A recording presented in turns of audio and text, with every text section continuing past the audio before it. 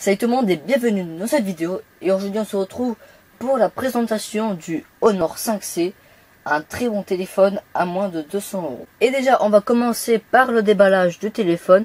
Alors le téléphone je l'ai déjà utilisé, le déballage donc c'est déjà ouvert. La boîte, donc une boîte bleue, voilà, toute simple avec écrit Honor. Et on va l'ouvrir.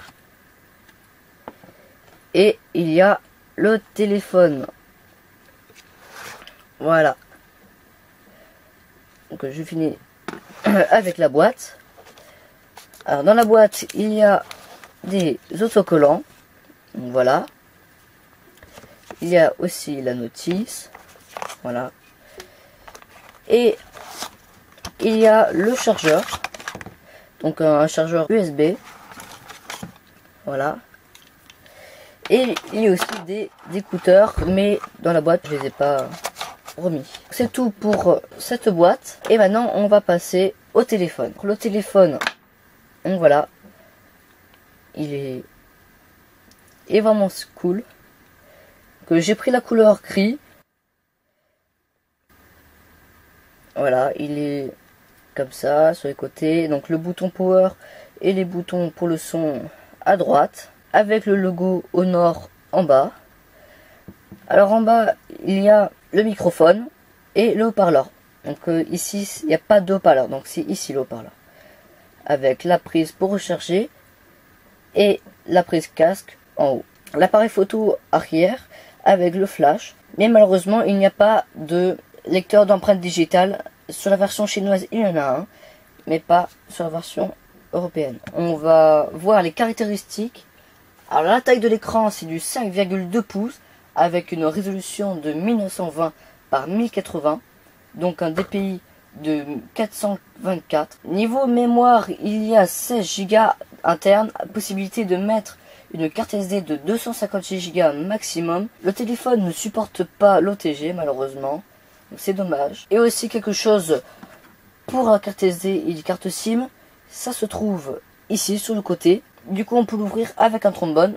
Et aussi dans la boîte il y a un sort de trombone fourni. Du coup on peut mettre soit une carte SD et une carte SIM, soit deux cartes SIM. On peut pas mettre une carte SD et deux cartes SIM. Et il ne faut pas oublier qu'il y a deux emplacements, mais nano SIM. Pour le processeur c'est un Kirin 650 avec 4 cœurs à 1,7 GHz et 4 autres cœurs à 2 GHz. Le téléphone embarque 2 Go de RAM. La batterie est une 3000 mAh, mais elle n'est pas amovible. Il n'y a pas la charge rapide et le téléphone est très lent à charger, environ 3 heures. Pour les appareils photo, la caméra avant c'est du 8 mégapixels et pour la caméra arrière c'est du 13 mégapixels. J'ai oublié de dire que le téléphone fait la 4G et que le téléphone est sous Android 6 avec eMotion UI 4.1. Donc c'est tout pour les caractéristiques. Maintenant on va voir un peu comment le téléphone est pendant qu'il fonctionne. Donc ici c'est pour le déverrouiller le téléphone. Et voilà donc le menu. Ah, malheureusement sur ce téléphone il n'y a pas de tiroir à applications. Donc toutes vos applications seront sur le bureau du téléphone. Alors en utilisation le téléphone est vraiment très fluide, il est vraiment super bien. Au niveau gaming le téléphone se comporte vraiment bien. Niveau gaming, voilà, donc le téléphone est vraiment très fluide dans les jeux. Et rassurez-vous, Pokémon Go marche aussi sur ce téléphone, mais il n'y a pas de gyroscope, donc le mode ERA ne marchera pas. Je n'ai pas testé sur des gros jeux, donc normalement il est censé marcher. Donc vous pouvez voir que le jeu il marche très bien. Voilà. Donc il y a le son. Je vais le baisser. Voilà. Mais en tout cas, dans les petits jeux, le jeu il marche très bien. Donc Rayman, Pokémon Go, Jackpack Ride, beaucoup de jeux fonctionnent très bien.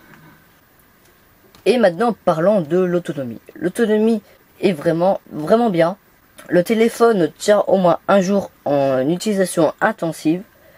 C'est-à-dire jeux vidéo plus regarder des vidéos. Et le téléphone y supporte très bien. L'appareil photo du téléphone est franchement pas mal, même s'il y a mieux, mais les options sont assez complètes. Donc il y a la photo pro, l'embellissement.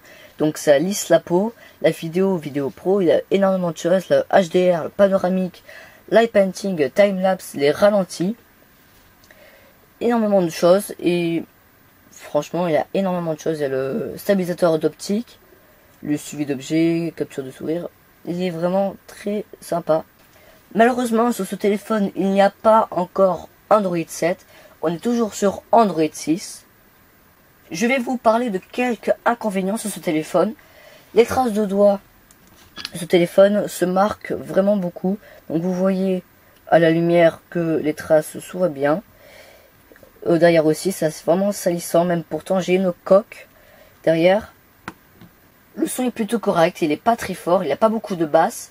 Mais si vous utilisez un logiciel pour augmenter la basse ou pour augmenter le volume, ça sera nickel. Et voilà, la vidéo est terminée. Si cette vidéo vous aura plu, n'hésitez pas à mettre un like, à commenter la vidéo. Et le téléphone sera dans la description de la vidéo. Et franchement, ce téléphone est vraiment sympa.